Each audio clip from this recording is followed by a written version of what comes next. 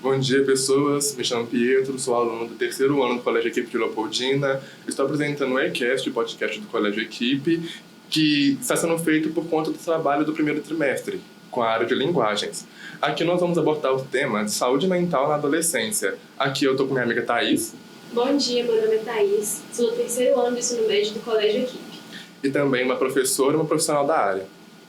Bom dia, meu nome é Carolina Moraes, sou psicóloga, graduada pela Unifaminas, Muriaé, pós-graduada em Teoria Psicanalítica, Clínica e Cultura pelo antigo SES Juiz de Fora, atual Unacademia, pós-graduada em Psicologia Hospitalar pela FAVENE, pós-graduanda em Psicologia Organizacional pelo Instituto Líbano e também graduanda em Pedagogia. E atualmente eu atuo aqui no Colégio Equipe como professora de socioemocional, trabalho também na área hospitalar, como psicóloga hospitalar e também realizo atendimentos online na minha área, né? Dentro da abordagem da psicanálise, que é a abordagem com a qual eu trabalho. Bom dia, meu nome é Marcela, sou professora de Física do Colégio Equipe. Eu sou formada em Física, eu tenho bacharel e licenciatura. Sou bacharel e licenciada em Física. Também tenho mestrado em Física, concluído em 2021 pela UFJF. E desde então eu venho atuando na área de lecionar Física, tanto para o ensino médio quanto para a graduação. Para dar procedência ao tema, nós trouxemos aqui algumas perguntas. O primeiro tópico vai ser pressão social sobre si e sobre o futuro, no caso, na vida dos jovens. A primeira pergunta é a seguinte, por favor, profissionais. De que forma a pressão para se encaixar socialmente pode impactar a autoestima dos adolescentes? Então, vou começar falando que pressão social é algo estrutural, certo? Quando eu estava no ensino médio, eu adorava estudar um certo sociólogo que se chamava Emile Durkheim. Ele falava muito sobre o fato social, ele tinha o termo de fato social, que são forças invisíveis que a sociedade faz para tentar moldar um indivíduo. E esses fatos sociais, eles tentam definir a maneira que você pensa, a maneira que você age, a maneira que você sente. E ele atua sobre você, exercendo uma pressão sobre você, sobre o indivíduo, tentando influenciar o seu comportamento na sociedade. Então, como que isso pode afetar o estudante ainda mais no ensino médio? Isso pode vir através de normas escolares, através de regras sociais. Então, assim, são várias coisas que podem influenciar para impactar a autoestima dos adolescentes. E, assim, ontem, quando eu estava estudando isso, eu fiquei pensando muito como que o ambiente escolar pode afetar a mente e o psicológico da gente. Porque tem muito tempo que eu saí do ensino médio. Tem 13 anos que eu saí do ensino médio. Já tem bastante tempo. Mas eu lembro muito dos meus professores e dos meus colegas de sala, até mesmo dos meus pais, falando: você não pode tirar nota baixa, não fracassa. Você deve estudar para ser um sucesso. Então, são muitas coisas impostas pelo meio sobre o estudante, sobre a mente de um adolescente que ainda não está completamente desenvolvida.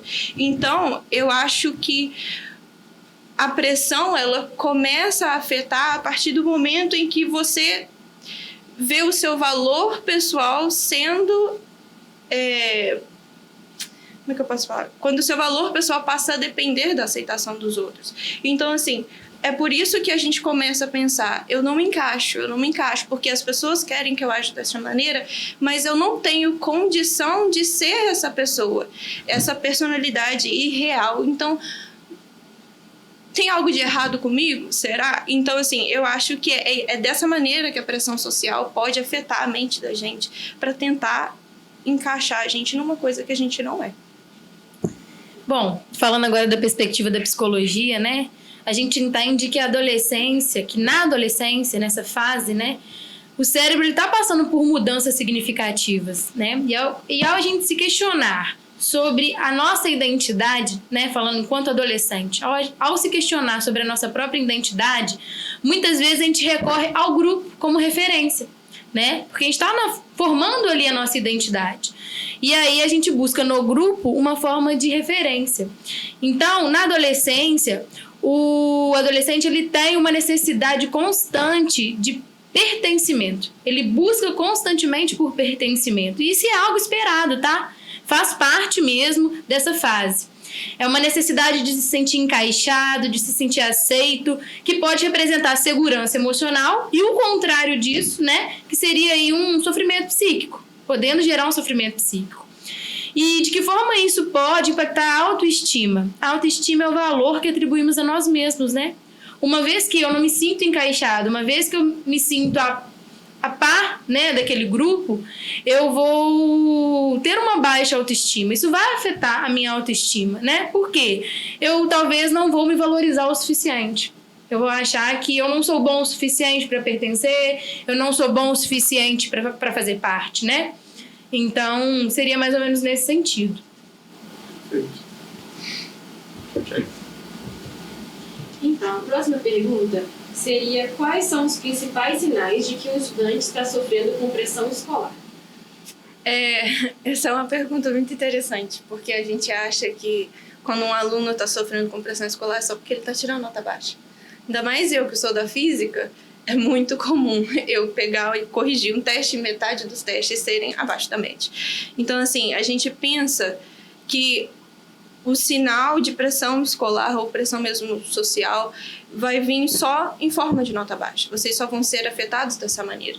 Mas existem diversos outros sinais, como você está em um estado de cansaço constante.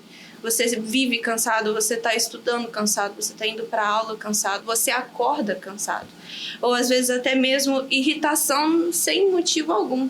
Assim, isso acontece muito comigo, ainda mais num dia que eu estou dando aula o dia inteiro sem parar. Aí chega e tem aquele gatilho. Mas é porque você está numa situação de pressão e aquilo pode te fazer do nada se irritar com alguma coisa. Então isso também poderia ser um sinal de pressão escolar. Outra coisa que eu coloquei aqui, que é a ansiedade antes de avaliações. Eu fosse sincera, eu nunca tive muito esse problema com prova. Eu sempre tive muito problema com a apresentação. Então, por exemplo, agora a gente está aqui, a gente está sendo filmado, a gente está sendo avaliado. Então, a apresentação, quando você tem que falar com outra pessoa, você tem que apresentar um seminário, você tem que se apresentar em público, isso é uma forma também, né, de pressão social que pode gerar um sentimento meio ruim. Ou até mesmo a sensação de não ser o suficiente. Você estuda. Será que eu estou fazendo o suficiente? Eu tirei 12 na prova, mas será que na próxima eu vou tirar? Então, todos isso são sinais de que a pressão escolar pode estar afetando o estudante. Exatamente. E quando a gente fala de sinais de sofrimento, né, sinais de adoecimento, eu gosto muito de diferenciar dois conceitos, né, que são os conceitos de sinais e sintomas, porque muitas vezes eles se confundem, né, as pessoas os confundem, né, e são coisas diferentes. Sinais são comportamentos que podem ser contrastáveis pela observação direta de uma pessoa. Então, se eu vejo que o Pietro está emitindo alguns sinais de adoecimento, eu consigo identificar ali que algo não vai bem, né? Mas sintomas são manifestações subjetivas que dependem do relato da própria pessoa, através de uma narrativa ou queixa. Então, é quando o Pietro diz para mim, tô sentindo isso, isso e isso, né? Então, é importante a gente diferenciar esses dois conceitos. E aí, partindo disso, né, eu penso o seguinte, que a gente precisa observar o comportamento dos nossos colegas, né? Dos nossos alunos, né? Enquanto instituição também, né? Dos nossos alunos. Porque esses sinais que vão mostrar pra gente, vão sinalizar pra gente um possível adoecimento. E quando a gente fala em adoecimento, a gente precisa pensar em diversas dimensões. A gente pode pensar aí na dimensão emocional, né? O que ele pode apresentar para nós? Ansiedade, tristeza constante, desmotivação, isso tudo é da ordem emocional, né? Dimensões cognitivas, que vai ser através de uma dificuldade de concentração, queda no rendimento escolar, né? Dimensões comportamentais, como choros excessivos, aquele colega que tem várias explosões de raiva, né?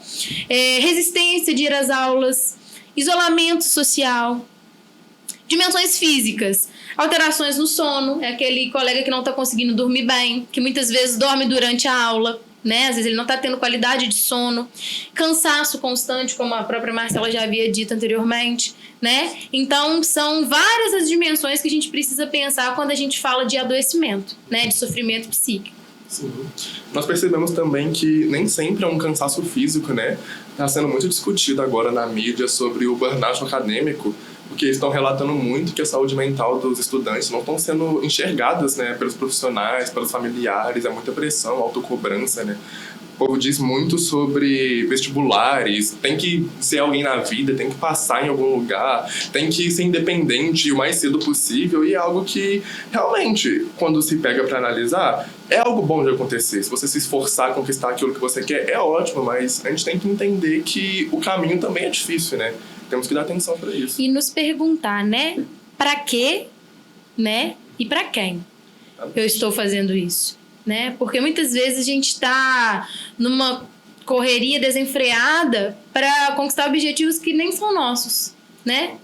Para realizar os desejos de outras pessoas. O que eu quero, né? E por que quero, né? Não, sim, eu acho muito importante, igual aqui na equipe, a gente ter, por exemplo, a Marcela, a Teresila, que realmente se dedicam a essa questão da mentalidade do adolescente, e principalmente você como psicóloga tá no colégio, né, trabalhando socioemocional. A gente já passou por essa etapa com você e você tá aqui também, então você, querendo ou não, a gente não é seu aluno mais, só que você tem esse contato, você consegue ver como que a gente tá. Então assim, eu acho que todo colégio deveria sim ter essa questão desse conhecimento com a mentalidade dos alunos. Ter esse olhar, né, para a saúde mental, como você disse aí mesmo, né, sobre essa questão do adoecimento, não é só o cansaço físico realmente, né, existe um esgotamento mental também, que a gente precisa estar atento a ele, né. Como retomando o que a Carol falou, a gente vê muito alunos correndo atrás de sonhos que realmente não são deles. Muita pressão, por exemplo, na área da saúde. Hoje em dia, muitos pais querem que seu filho se torne um médico, curse alguma área da saúde, medicina, veterinária, enfermagem. Mas às vezes o aluno quer viver da arte dele, por exemplo. O aluno quer seguir uma área de exatas, por exemplo, que é algo que eu diria que pelos antigos não é muito reconhecido. As pessoas querem muito aquilo que vai gerar lucro no futuro, né? A gente vê muito reflexo disso na sociedade atual. E às vezes o aluno se sente reprimido porque ele não é ouvido. Ele não consegue compartilhar para os pais, para os amigos, o que ele realmente quer fazer. Exato. Então é importante que a pessoa se conheça para isso, né? E muitas vezes, né, esse desejo dos pais, né, é uma projeção dos sonhos deles, né, para esse filho, né? Eles querem se realizar através dos filhos. Mas aí cabe o diálogo, né? Aí cabe a esse aluno, né, esse filho, chegar para essa família e dizer, olha, é sobre o meu sonho que nós estamos falando, né? Isso não faz sentido para mim, ou isso faz sentido, mas não é a minha prioridade, né? Esse diálogo entre a família é muito importante, muito necessário. Vem o questionamento, até que ponto você está disposto a desaparecer para suprir as necessidades e os desejos da sua família? Então, tipo assim, muitas vezes a gente acha que é a sociedade que está impondo aquela vontade sobre a gente, a nossa família, mas às vezes a gente, até o nosso próprio juiz interno. Quando esse juiz interno ele é muito rígido, a gente pode acabar sofrendo, certo? Então, por exemplo, a minha mãe, a minha família, ela sempre incentivou muito a educação. E, às vezes de um ponto até que poderia ser chamado de tóxico, porque não podia tirar nota baixa, quinta-feira eu estudei na equipe, então eu sei que, e na minha época, não eram 3 testes por trimestre, eram 5 testes por bimestre. Então, no terceiro ano, a gente tinha 17 disciplinas. E era toda semana testinho de 17 disciplinas diferentes. E era uma pressão muito grande, porque a gente devia estudar matemática 1, 2, 3, física 1, 2, 3, química 1, 2, 3, biologia, ABC. Então, assim, era uma pressão muito grande. Se a gente deixasse para estudar só quinta-feira, o que aconteceu com a gente? Não ia dar conta. Então já era aquela constante pressão, aquele constante medo e desespero de tirar uma nota baixa. E isso, assim, podia afetar muito. Mas até mesmo quando os pais querem o bem, às vezes isso a gente pode acabar internalizando e isso se tornar algo ruim. Vira uma autocobrança, né? Essa questão de o que você deve seguir, realmente muitos pais botam isso sobre você. Às vezes até um julgamento de pessoas da sua própria família podem afetar o jeito que você está vivendo, o jeito que você internaliza as coisas. Eu formei em física, vamos dizer, não é algo típico de uma pessoa se formar, porque, por exemplo, na minha turma, 5 formaram. E ainda mais uma mulher na física já é mais difícil ainda. Eu era a única entre 5 alunos que estavam formando. Agora você vai para engenharia. Todo semestre formam 30. Minha mãe queria que eu fosse engenheira e falava isso comigo todo dia, o tempo inteiro, mas não era algo interessante para mim. Então, assim, na hora que você quebra aquele ciclo, na hora que você quebra aquela cobrança, isso pode gerar uma decepção ou até mesmo uma chateação com eles. Mas é algo que você deve fazer. Para isso foi necessário um posicionamento seu, né, Marcela? Exatamente. Estabelecer limite ali na relação com essa família. Porque muitas vezes a gente confunde um pouco isso, né? Nós também podemos estabelecer limites dentro do nosso ciclo familiar, né? Vocês podem dizer sobre aquilo que querem, sobre aquilo que desejam. Não só podem, como devem, né? Deve ser dito. Eu costumo dizer que tudo que a gente quer falar, tudo que a gente quer dizer pode ser dito. A gente tem que saber falar, né? A gente tem que saber dialogar. Com certeza. A próxima pergunta seria como os estudantes podem lidar melhor com a pressão de se encaixar em grupos e essa questão escolar também, né? Eu até procurei, alguns filósofos, sociólogos que eu tinha muito tempo que eu não estudava e eu realmente gosto dessa parte, quando não é dentro da sala de aula. Mas tem um filósofo que ele se chamava Jean-Paul Sartre e ele falava que você não pode controlar o que esperam de você, mas você pode escolher como responde a isso. Então, assim, como você pode melhorar, lidar melhor com essa pressão? Você pode questionar certos padrões, questionar por que aquelas coisas acontecem. Escolher melhor as suas prioridades, ou você tomar um posicionamento sobre quem você é e sobre o que você quer.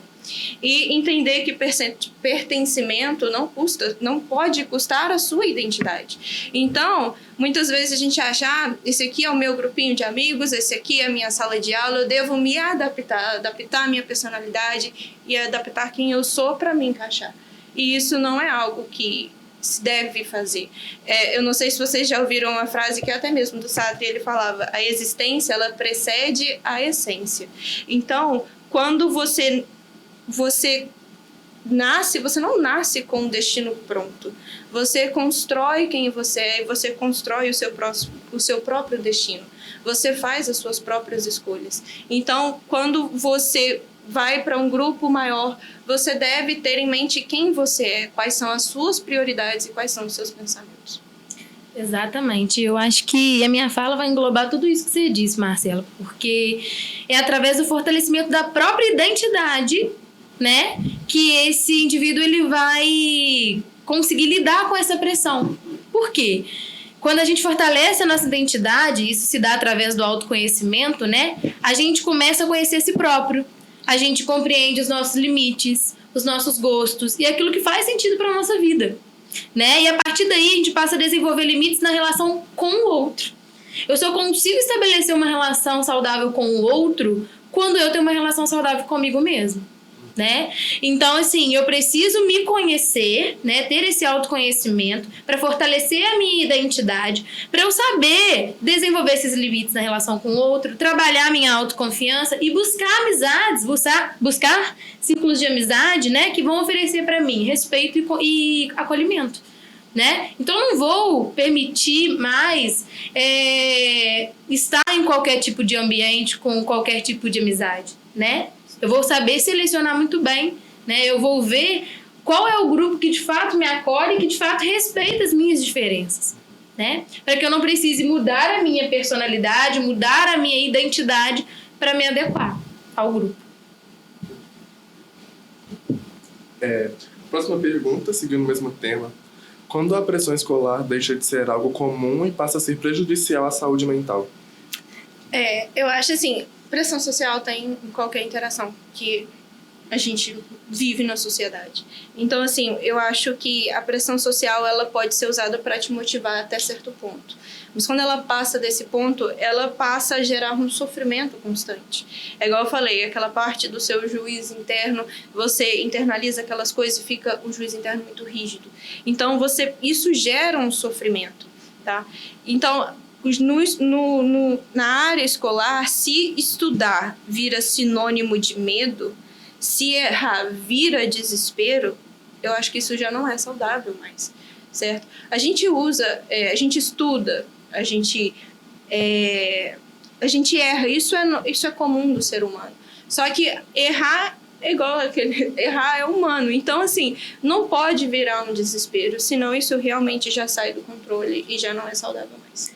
Exatamente, compartilho do mesmo pensamento da Marcela, né? Penso que a pressão escolar, ela até certo ponto pode ser um incentivo ao aluno, né? Para ele buscar a sua melhor versão, né? Mas quando isso passa a ser um fator desencadeador de sofrimento, aí já não é mais algo legal, né? Já não é mais algo positivo. Ou seja, quando ela está sendo mais prejudicial do que motivacional, né? Existe aí uma preocupação com os excessos, né? Mais à frente eu até vou dizer sobre isso, mas já adiantando, né? Todo excesso é prejudicial. A questão está justamente no excesso, né? O excesso de cobrança, o excesso enfim, de busca por notas, né? Constantemente. Pensar só em nota, desempenho, isso não é saudável, né? Então, deixa de ser algo que vai motivar o aluno e passa a ser algo que vai desmotivá-lo. Sim, igual a Marcela falou dessa questão do juízo nosso, né, nosso interno, eu passo muito por isso. Minha mãe, por exemplo, os meus pais, eles nunca me cobraram essa questão de nota, nunca. Só que sempre partiu da minha pessoa. Eu acho que nem tanto a escola cobra, mas a questão dos grupos que a gente vive, às vezes a gente se coloca no assim, a pessoa tira essa tal nota, o que eu não posso tirar? A gente está na mesma sala, a gente tem o mesmo aprendizado e eu não tiro. Então, às vezes a gente se coloca nessa posição, não é o outro. Tem essa pressão escolar, querendo ou não, só que muito parte da gente também, essa pressão. Porque você internaliza isso, né? Em paralelo a Thaís, tem eu, na minha situação. Em casa é muito cobrado nota, muito. E como na equipe a gente tem muito teste, muita avaliação, e o sistema de avaliação da equipe, no qual são poucas questões por teste, às vezes você até estudou, se deu para aquilo, se dedicou àquilo, mas chegou na prova e errou 2 questões, já não é uma grande nota, você entende? Então, assim, é algo que a gente se cobra muito, às vezes até a cobrança em casa pode fazer mal pra você, você quer fazer aquilo, mas é igual, por exemplo, nossa, hoje eu vou varrer a casa. Tô motivado, vou ajudar minha casa, vou ajudar minha família. Mas aí chega sua mãe e fala pra você, nossa, vai varrer a casa, vai fazer aquilo, a vontade passa. Então já não basta a sua autocobrança, ainda tem que ouvir a cobrança do próximo, né? Só fazendo um adendo aqui, né? Eu acho importante a gente pensar também que a gente não pode reduzir, né, o aluno à nota, né? A nota é ali uma amostra, né, de tudo que foi feito até ali. De tudo que foi estudado, de todo o empenho, né, até ali. Não vai ser a nota que vai te resumir, né? Então a gente precisa entender que a nota, ela é apenas ali algo quantitativo, mas que vem de um todo, né? Vem de dias, né, de dedicação, de estudo. Então, se você passa a atribuir a nota ao seu valor, então você vai pensar, eu não sou bom o suficiente, né? Se o seu valor é medido por nota, se o seu valor é medido por conceito, você vai se sentir um fracassado. Por quê? Porque nem sempre você vai tirar nota 10, nem sempre você vai fechar as provas. Mas e todo o esforço que está por trás, nos bastidores, né? Ele vai ser desconsiderado? Passando para o próximo tema, autoestima e comparação, a gente inicia com a primeira pergunta. O que é autoestima? Então, autoestima é essa palavra meio engraçada, né? Porque muita gente acha que a autoestima é você se sentir incrível, confiante o tempo inteiro. Mas a autoestima, eu acho que é mais sobre a aceitação de si mesmo. Mesmo quando você erra, mesmo quando você falha. É sobre saber que você tem valor, mesmo quando você tira uma nota baixa, mesmo quando você não entende um conteúdo, certo? Muita gente associa isso a confiança, a se sentir muito bem consigo mesmo, e realmente é você se sentir bem consigo mesmo, mas mesmo quando você erra. Tem uma linha de pensamento que se chama incongruência, eu não sei se vocês já ouviram falar dela antes, mas ela fala que quanto maior a distância entre quem você é e quem você acha que você deveria ser, maior é o sofrimento psicológico. Então, quanto mais você tenta se adaptar, quanto mais você tenta achar que a autoestima está ligada aos acertos, mais você sofre. Então, assim, quando você se valoriza apenas quando acerta, você tem uma autoestima frágil. Mas quando você vê que você se aceita mesmo errando, a sua autoestima ela passa a ser estável. Então, a autoestima não é se sentir incrível o tempo inteiro. É aceitar que você é um ser humano, que você pode errar e pode acertar. Achei muito interessante a gente falar sobre esse tema, porque a gente costuma pensar que a autoestima está atrelada à forma como a gente se vê no espelho, né? As nossas características físicas. E a autoestima está para além disso, né? Ao contrário do que muitos pensam, a autoestima está relacionada ao valor que nós atribuímos a nós mesmos. É uma autoavaliação, né? É como a gente se vê, mesmo em diversos aspectos. É algo muito mais amplo, tá bom? Tá bom. Próxima pergunta.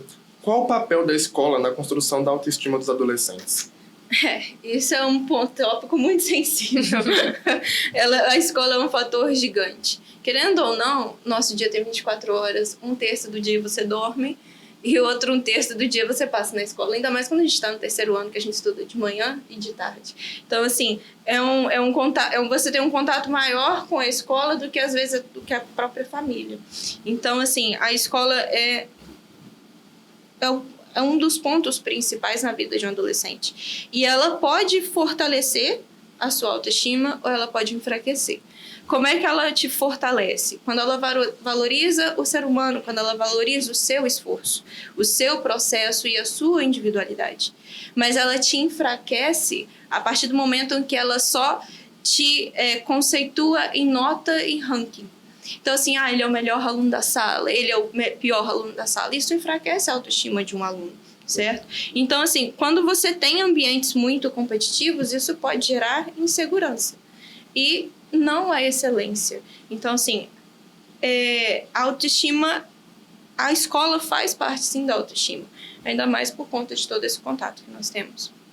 Exatamente. A escola tem um papel muito importante na construção da autoestima dos alunos, né? Dos adolescentes. Pois é um dos principais espaços de convivência, né? Desse público. E a instituição escola, ela deve reconhecer os esforços e as conquistas dos alunos. Isso é uma forma de fortalecer a autoestima.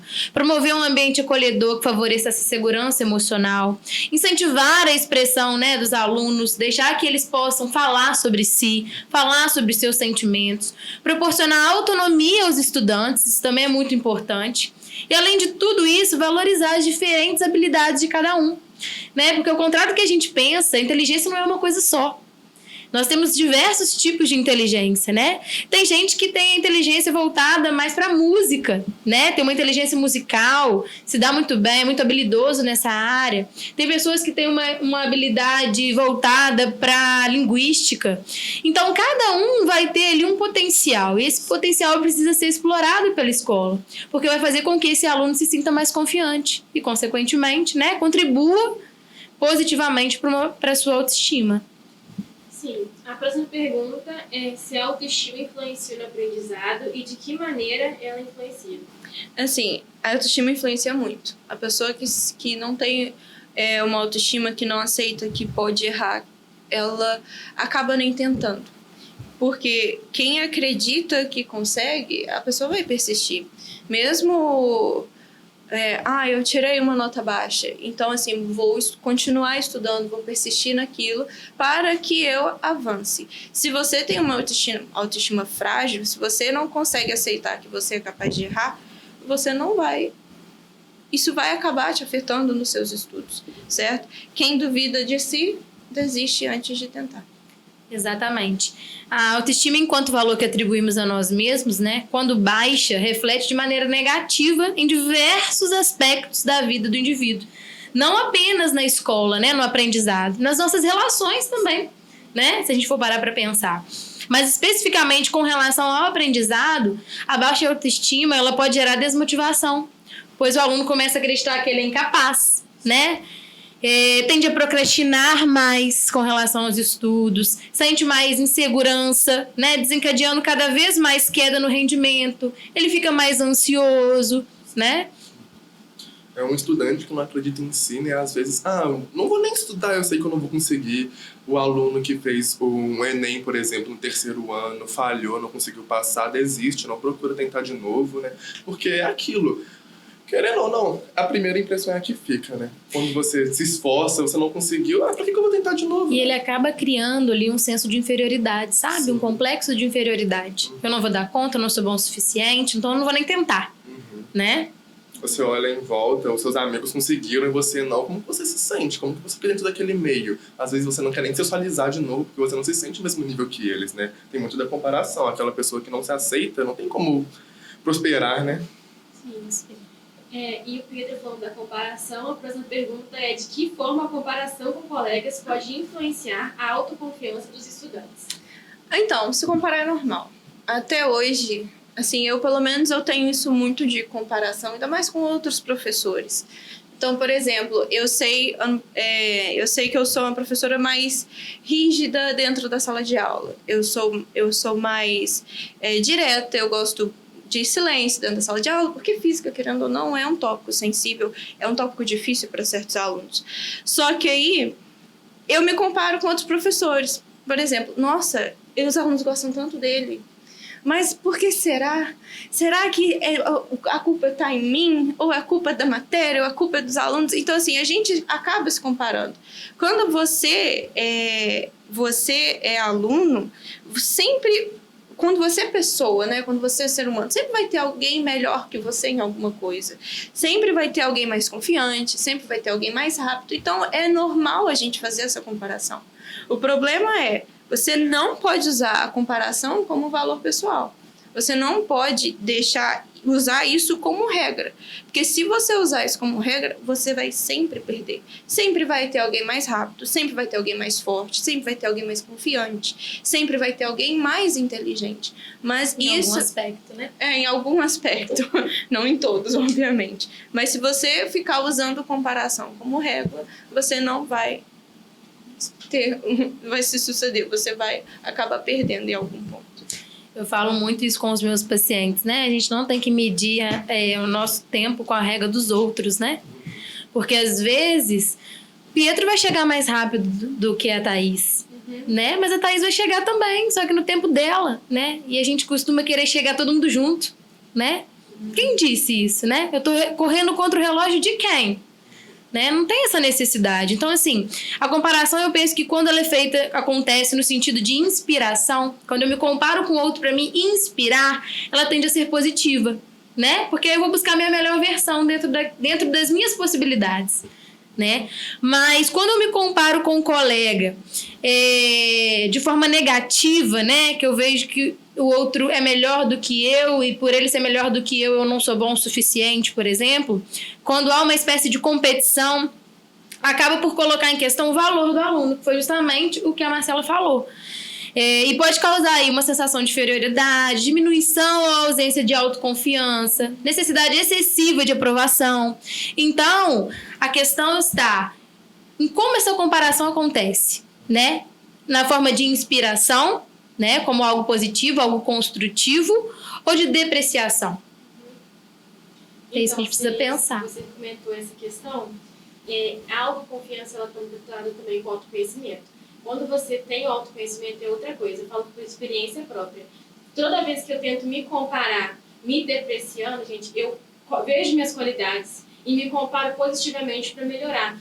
Tal aluno tirou tal nota, tal aluno fez tantas questões em tal exercício que eu não fiz. É só você se comparar de uma forma positiva, você ter o seu autoconhecimento do seu valor, igual a Carol falou. Eu acho isso muito importante da gente trabalhar. E no projeto de vida aqui na escola, a gente tem um pouco disso, né? De se autoconhecer.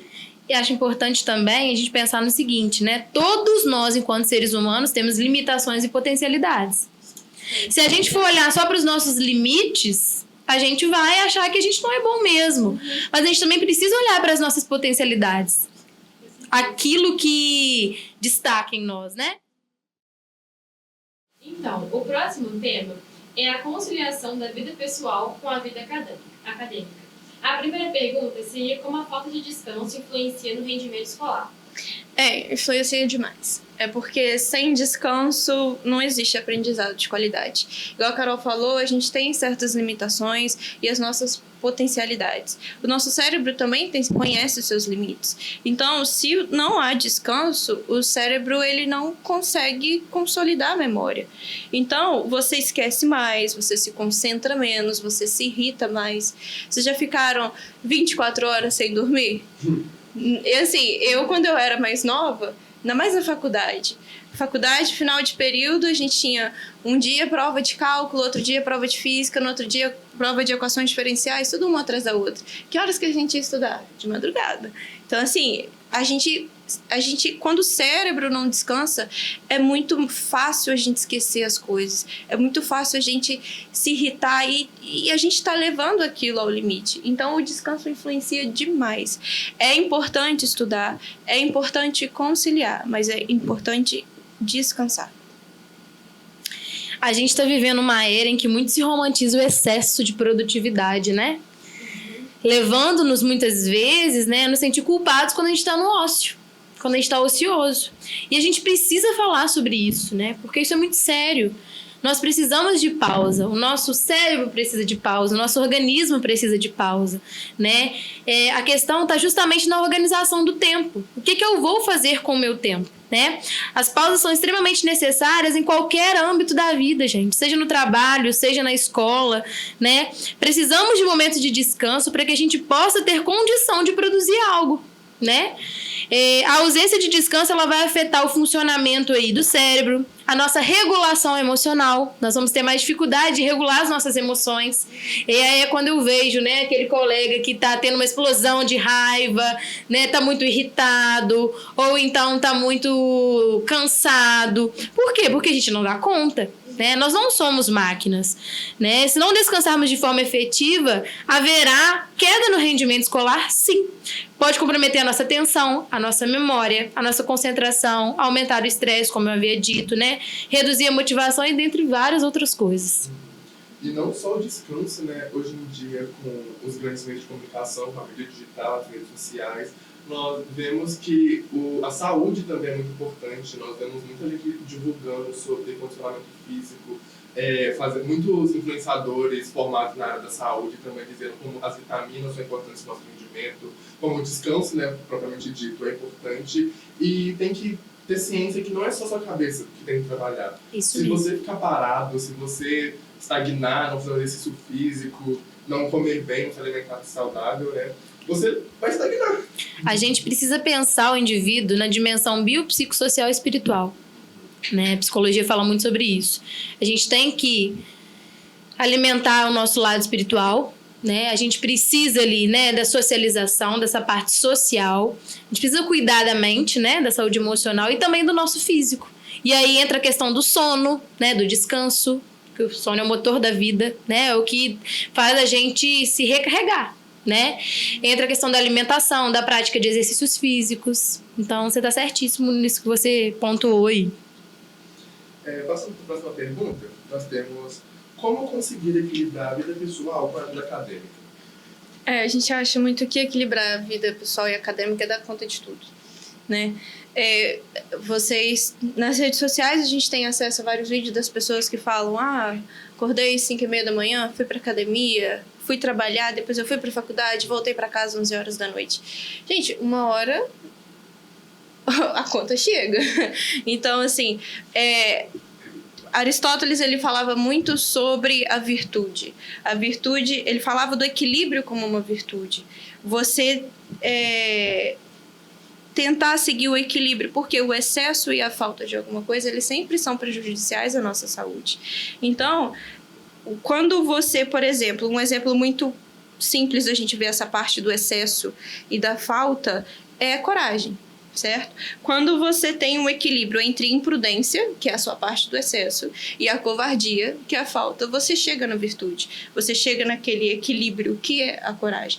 A mesma coisa você pode pensar sobre generosidade. Você gastar demais é um excesso, ou você ser avarento é uma falta. Então, assim, a generosidade é a virtude, é o seu equilíbrio entre o excesso e a falta. Então, sempre tentar encontrar o caminho. Não adianta nada você tentar estudar 12 horas direto e entrar em colapso. Entendeu? É excesso de alguma coisa. Você não está vivendo no equilíbrio. Ou também não adianta nada você não estudar nada, acumular tudo e entregar para Deus. E fazer a prova, orar, Senhor Jesus, por favor, me ajuda a resolver essa questão. Entendeu? O ponto é sempre a consistência. É sempre ter o equilíbrio entre o excesso e a falta. Como eu havia dito anteriormente, né? O problema está sempre nos excessos, né? E todo excesso diz de uma falta. Se eu estou excedendo em algo, eu estou deixando algo de lado. Estou, né, faltando em algo. Para que a gente consiga equilibrar a vida pessoal com a vida acadêmica, a gente precisa organizar prioridades, né? A gente precisa ter prioridades na vida.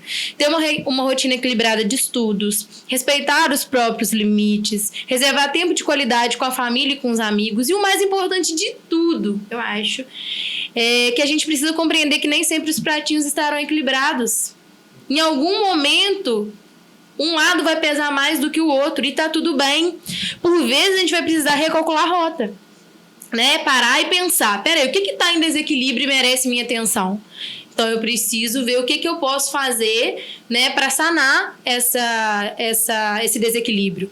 Então, muitas vezes é o que a Marcela falou, a gente acha que a gente tem que dar conta de tudo. E não, a gente não vai dar conta de tudo. Alguma coisa vai ficar a desejar. O que eu não posso é fechar os olhos para isso, né? Eu preciso estar em constante atenção para que eu possa voltar o meu olhar, parar quantas vezes for preciso, recalcular a rota e ver o que eu posso fazer para mudar essa realidade. Sim. Como até a Marcela disse no último tema, 1/3 do nosso dia dormindo, 1/3 do nosso dia estudando, e às vezes uma atividade extracurricular, como um esporte que você pratica, um cursinho de inglês, um cursinho pré-vestibular, te deixa muito sobrecarregado. Quando que você vai ter tempo para si? Às vezes, no final de semana, a família quer sair, quer fazer alguma coisa. Quando que o estudante, o aluno, você vai poder falar, não, vou ter esse tempo para fazer isso que eu quero sair com meus amigos, né? Então, assim, é importante realmente a gestão da sua vida, do seu fazer, para você haver o seu descanso, haver a conexão com seus familiares, haver a conexão com seus amigos, todo mundo sair bem. Tem gente que não se permite, né? Exatamente. A próxima pergunta é: ferramentas de organização realmente ajudam a aliviar a mente? Por quê? Ah, sim. Ajudam muito. Pelo menos para mim. Elas conseguem diminuir, pelo menos, a ansiedade gerada pela desorganização mental. Então, quando você planeja seu dia, você anota suas tarefas, você valoriza suas prioridades, tá? O seu cérebro entende que você está no controle. Então, isso realmente pode ajudar a aliviar a sua mente. Só que muita gente acha que ferramenta de organização vai resolver a sua procrastinação. Ou seja, vou detalhar meu dia minuto a minuto. Mas se você não tomar a frente, se você não tomar o controle, isso não vai te adiantar de nada. O que resolve é o comportamento. É a mudança do seu comportamento para que aquela ferramenta de organização possa passar a funcionar para você. Isso mesmo. As ferramentas de organização, elas diminuem a sobrecarga mental, né? Vocês já tentaram estudar em um lugar totalmente bagunçado? É difícil, né? Por quê? Porque a gente precisa se organizar minimamente, né? Precisamos organizar a nossa mente também, para que a gente possa refletir com mais clareza, né? Assim a gente tem a sensação de mais controle, aumento de foco, redução da ansiedade. É necessário que a gente crie estratégias através dessas ferramentas que temos para a gente poder se organizar. Sim. Então, muitos estudantes, né, complementando, eles se limitam muito ao cronograma de estudo. Sendo que não é só uma forma de estudo que tem, porque tem gente que não tem como colocar um cronograma. Hoje eu preciso da matemática 2 horas, física 1 hora e biologia 3 horas. Você não tem esse tempo. Tem métodos que são mais eficazes, igual a gente tinha até falado antes, né, do podcast, a questão do ciclo de estudo. Você procurar ferramentas sem ser só o cronograma, porque existem várias ferramentas, você não pode se limitar. Então, eu acho muito importante também a gente pontuar essa questão de ter ciclos de estudo também. E também a questão da frustração, né? Que pode ser que a gente crie ali todo um cronograma e que a gente não consiga cumprir aquele cronograma naquele dia e que tá tudo bem, né? Os nossos jovens, hoje em dia, têm uma dificuldade muito grande de se frustrarem, né? E isso é importante. Não tem como a gente fugir da frustração. Ela é inevitável. A gente vai precisar aprender a lidar com ela lidar com aquilo que foge do nosso controle, porque a gente não tem controle sobre tudo, né? E criar um plano B. O que eu vou fazer? Já que hoje não deu para eu cumprir meu cronograma de estudos, amanhã eu vou fazer dessa forma, né? Pegando até o gancho do que a Marcela falou, o que é importante é começar, gente. Começa, pelo amor de Deus. Falando com vocês agora, estudantes. Motivação e disciplina. A gente tem que dar o primeiro passo. Feito é melhor do que perfeito. Você, não vou estudar, estou com muita matéria atrasada, não vou conseguir fazer. Pega, começa, se esforça, trabalha aquilo que você pode, que com o tempo você vai pegando a manha e vai dar tudo certo, certo? Começa, gente. É importante, começa, dá o primeiro passo. O processo é mais importante do que o objetivo final, né? Essa palavra que vocês usaram, frustração. Isso é realmente um problema que está surgindo agora nessa nova geração, né? Porque muitas pessoas não sabem ser frustradas e não sabem lidar com a vida real. Gente, frustração faz parte da vida. E você não pode não saber lidar com isso. Isso é parte essencial de que a gente é. Isso te forma como ser humano, forma caráter, te ajuda a ser uma pessoa melhor. Então, assim, você lidar com frustração, como você lida com essa frustração. Então, por exemplo, vou estudar, eu não consegui estudar hoje. Você acaba se tendo uma frustração ali por causa daquilo e decide não fazer mais para não sentir aquilo de novo. Então, assim, frustração é parte da vida, todo mundo tem que sentir. E, realmente, a gente está vendo... Eu já dei aula para criança, então, assim, a gente vê como essa nova geração não está sabendo lidar com isso. São diversos comportamentos diferentes que a gente não via anteriormente. Isso está realmente mudado. Então, o último tema é ansiedade. A primeira pergunta seria: o que é ansiedade? Então, pessoal, a ansiedade ela é uma resposta natural do nosso organismo. Ela é uma emoção comum, assim como a alegria, a tristeza, a raiva, né? Ela nos prepara para lidar com situações percebidas como desafiadoras ou ameaçadoras, como um estado de antecipação, né? De alerta. Então, ela é extremamente necessária, tá? Próxima pergunta. A ansiedade é positiva ou negativa? Então, eu não considero a ansiedade como uma inimiga. Igual a Carol falou, ela é algo natural. Ela é um mecanismo natural do ser humano. Então, assim, vocês com certeza já ouviram falar de Darwin, mas Darwin falava que emoções, elas existem para a sobrevivência. E a ansiedade, ela é um estado natural de alerta e de antecipação. Então, ela surge ali para a sua sobrevivência. O problema dela é que, em níveis moderados, ela é extremamente útil.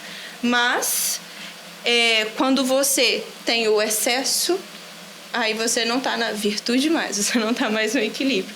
Então, por exemplo, antes de uma prova, ela pode ser útil para te deixar alerta, para te ajudar a se antecipar para as respostas, para te deixar preparado. Ou até mesmo antes de uma apresentação, ela pode aumentar o seu foco e, né, te ajudar. O problema é quando ela passa do limite. Exatamente.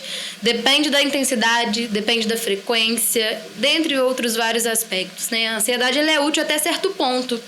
A partir do momento que ela começa a gerar sofrimento, ela pode ser extremamente negativa e até mesmo ser considerada patológica. A ansiedade excessiva ela pode até prejudicar o desempenho do aluno, né? Trazendo para a nossa realidade aqui escolar. Sim. E como a ansiedade se manifesta no corpo dos adolescentes? A ansiedade ela é prejudicial quando ela é constante, intensa e ela é desproporcional.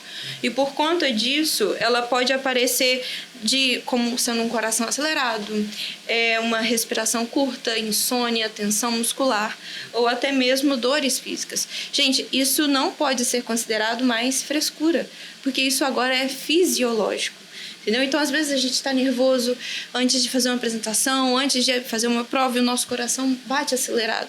Aquilo não é frescura mais. Aquilo é o seu corpo te falando, olha, tem alguma coisa errada. É um estado natural que está te alertando de antecipação para alguma coisa. Trazendo a fala da Marcela, né, para dentro da psicologia, a gente tem um termo, né, na psicologia que se chama psicossomatização. O que é a psicossomatização? Quando questões da ordem emocional se manifestam no corpo na forma de sintoma físico, né? E aí ela trouxe alguns exemplos, né, de sintomas que são comuns na ansiedade, né? Taquicardia, que é o coração acelerado, sensação de falta de ar, tensão muscular, sudorese excessiva, aquele aluno que sua com muita frequência e excessivamente, dificuldade para dormir, entre outros, né? Então, assim, quando estamos passando por algo da ordem do emocional e a gente não está dando conta, o nosso corpo vai responder por isso. Pegando esse gancho, como você disse, quando passa de ser saudável, começa a realmente ser um problema. Patológico. Quando que a gente deve buscar ajuda psicológica? Então, quando essa ansiedade ela é intensa ou frequente, né? Quando ela começa a prejudicar a sua funcionalidade, a interferir na sua rotina. Quando há sofrimento psíquico, né? E você percebe que você não precisa passar por aquilo sozinho. Né? Os profissionais da psicologia, né, os psicólogos, eles são profissionais qualificados para ajudar o paciente a entender, regular e lidar melhor com a sua ansiedade. Porque, como a gente viu, a ansiedade é algo bom até certo ponto, né? É algo útil para a nossa vida. Então, a função do psicólogo não vai se acabar com a sua ansiedade. Não. A função ali é entender o que está gerando essa ansiedade, né? A te ajudar a regular, ter uma regulação emocional e fazer com que você consiga lidar melhor com a sua ansiedade, né? Porque, querendo ou não, a ansiedade é um mecanismo natural do corpo. Não tem como a gente acabar com a ansiedade. Exatamente. Mas, assim, buscar ajuda psicológica é uma responsabilidade sua, é uma responsabilidade nossa. É um cuidado que a gente tem que ter com nós mesmos para não sofrer mais psicologicamente. E se eu puder, assim, dar uma sugestão, né? Seria, observe os sinais que o seu corpo te dá, né? Observe os sinais. Porque muitas vezes a gente está mais preocupado com o outro do que com nós mesmos, né? Nós olhamos mais para o outro do que para nós. E a gente dá sinais, a gente emite sinais o tempo inteiro, né? Então, se você percebe que algo não vai bem, busque ajuda profissional. Ninguém tem que lidar com tudo sozinho, né? Com certeza. Isso. Encerrando nossas perguntas, alguém quer fazer mais algum adendo? Não, eu só queria mesmo agradecer pela oportunidade. Espero que outras oportunidades possam surgir. Gostei muito da iniciativa de vocês. Espero ter contribuído, né? Muito obrigada a todos que estão nos assistindo. Obrigado, gente. Parabéns, gente, pelo trabalho, tá? Obrigada. Ficou realmente muito bom. E parabéns pela iniciativa de fazer um trabalho tão bom assim. Até mais, galera. Tchauzinho.